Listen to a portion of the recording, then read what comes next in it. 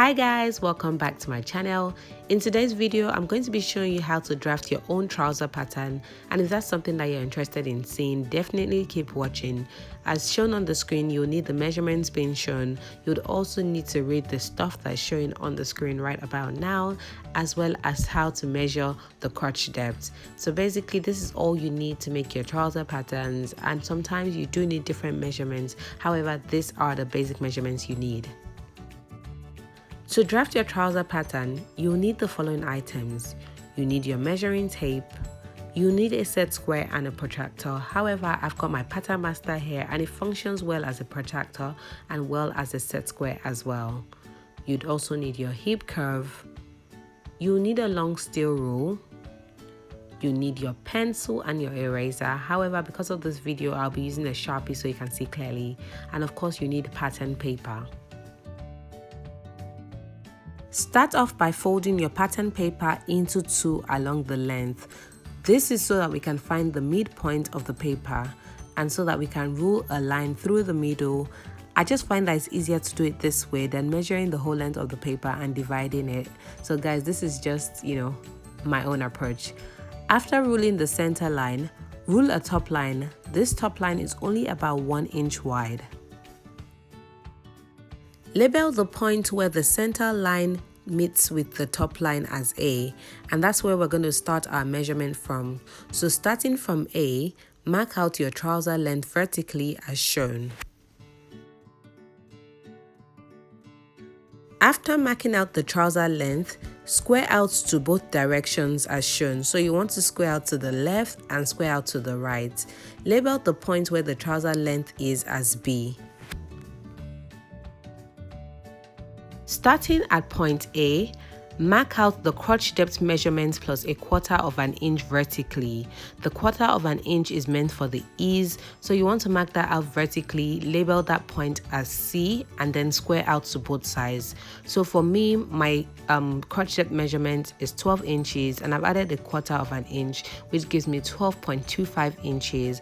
I've marked that out, labeled it as C, and I'm squaring out to the left and to the right. Next, we need to locate point D, and you want to locate point D by measuring the distance from A to C and finding 1/3 of that measurement. After finding 1/3 of that measurement, you want to measure from C upwards towards A and just mark whatever you've gotten, like 1/3 of it. So for me, 1/3 of 12.25 was about 4 point something, and I've gone ahead to mark that starting from C, and I'm marking upwards so that I have my D above my C.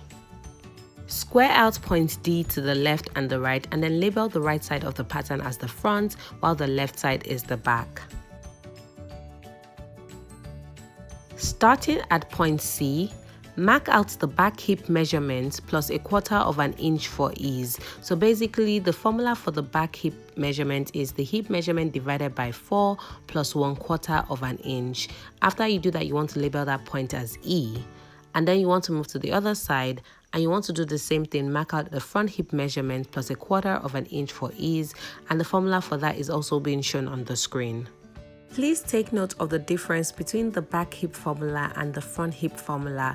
The difference is slight, it's just a minus in one and a plus in one. However, please do take note because that difference makes a lot of difference in the final result. And that's because, the way trousers are made, the back piece is usually slightly larger than the front piece.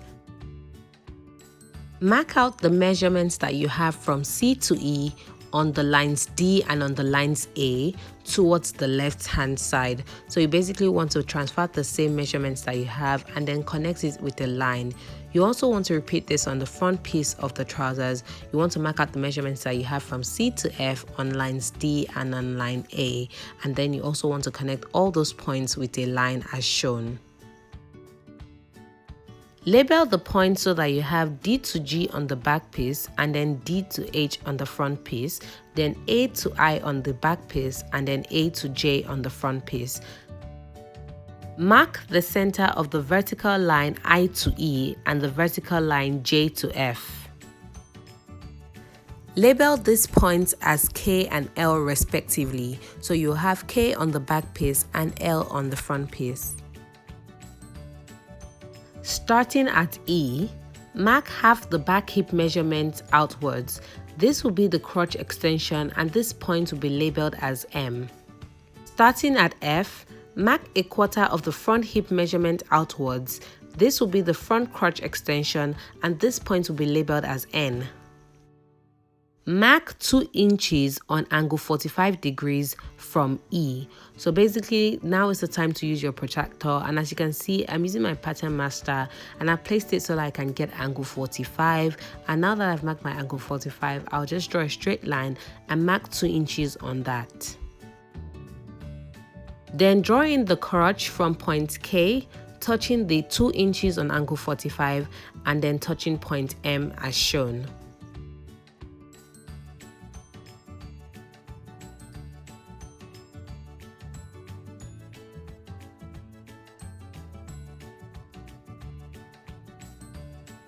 So moving on to the front crotch, you want to mark 1.5 inches at angle 45 degrees from F, and then you want to draw in the crotch. So basically what you want to do is you want to use your protractor to find angle 45 and then basically just mark angle 45 and then mark a line or make sure the length is 1.5 inches. So that's why I'm using my ruler at this point to mark 1.5 inches, and then you want to draw in your crotch touching point L, the 1.5 inches, and then point N. So if you notice for the back crotch it was 2 inches on angle 45 and then this one is 1.5 inches on angle 45. From point I, mark 3/4 inch inwards and label as O. From point O, mark the back waist measurement plus 2 1/4 inch. That's 2 inches for the back dart and 1/4 inch for the ease. After marking that point, you want to find the midpoint of where you just marked, and then you want to go ahead and insert the dart. So because the dart is 2 inches, you want to have 1 inch to the left of the midpoint and then 1 inch to the right, and then you want to draw the dart leg of 4 inches and then go ahead and connect those points to the dart. And here is the formula again for the front waist and the back waist calculation. Connect point K to point O with a slant line as shown.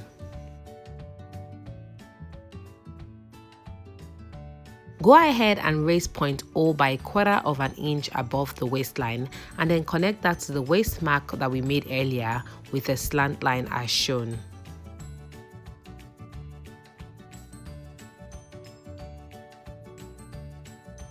Connect the waist mark to the hip using your hip curve.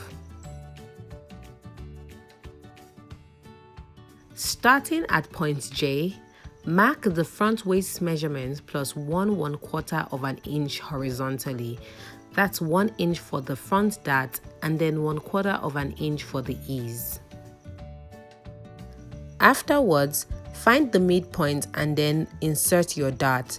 Because the dart is 1 inch wide, that will be 1/2 inch to the left of the midpoint and 1/2 inch to the right, and then the dart length is 3.5 inches.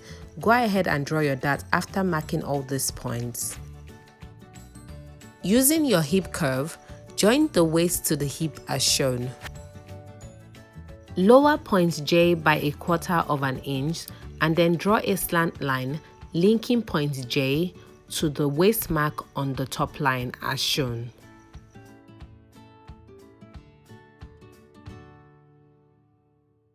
Find the midpoint of the horizontal line M to C and the horizontal line C to N.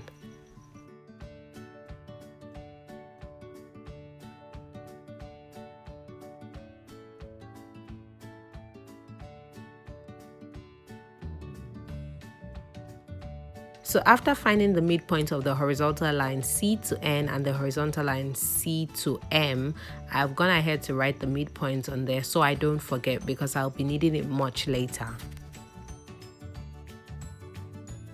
Next, find the midpoint of the line CB and then take away 1 inch from the midpoint. So for instance, if you measure the line CB as 40 inches, you want to find the midpoint as 20 inches and then you want to take away 1 out of that, so you have 19 inches, and then you want to label that 19 inches as point P, and then you want to square out to the left and to the right. I hope that's not confusing. Find the midpoint of line C to N and then square it down to the hem. So basically what I'm doing is I'm just taking the measurement. Since I already have it at 6.5 inches, I've written it up there. I'm just measuring it from P as well, and I'm measuring it from the B line as well. So I'm measuring 6.5 and I'm just drawing a straight line all the way down. It's the same thing as squaring it down basically. At the trouser length, which is line B, mark the trouser bottom starting from the center line. So basically I recommend nothing less than 3 inches to the left of the center line and 3 inches to the right of the center line. However, for me, I think I went with a measurement of 5 inches to the left and to the right, and that's because I was going for straight pants for my pant style. Draw the inseam by connecting point N to the mark on the hemline as shown. Draw the outseam by drawing a slant line from point C to the hem. And when I say hem, I mean the points that you marked on the hem. So whether it was 3 inches, 4 inches, or 5 inches, you are connecting to those points. Please don't get confused. Find the midpoint of the horizontal line M to C and then square down to the hem as shown.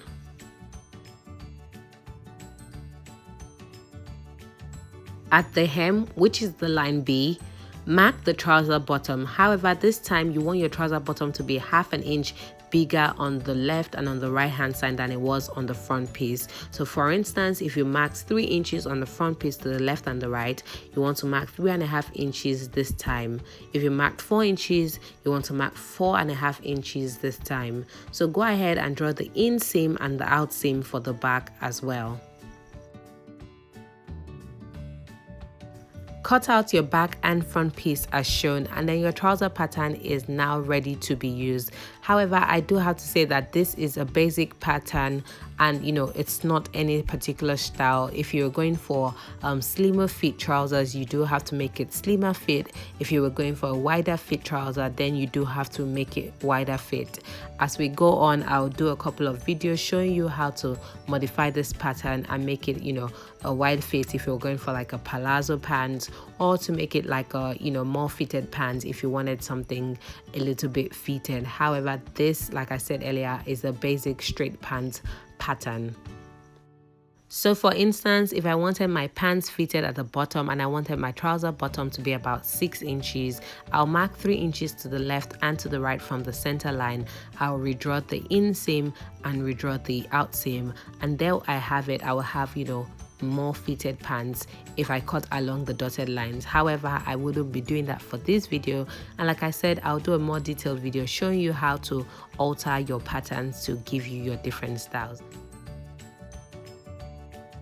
Alright guys, we've come to the very end of this video. I hope you enjoyed this video, and I hope this video was worth your while. If you enjoyed this video, please don't forget to give this video a thumbs up. Don't forget to share. Don't forget to subscribe if you haven't, and also please turn on the notification bell so you don't miss out on the awesome content that I have for you. If you'd like to see the follow-up video on how I sew my pants, you want to subscribe to my channel if you haven't, and you also want to turn on the notification bell so you don't miss the video. It will be going up on Sunday by 1:30 p.m. Nigerian time. So yes, let's make it a date. Thank you so much guys for watching this video once again, and thank you for supporting me constantly. You guys are the absolute best. Bye, and see you in my next video.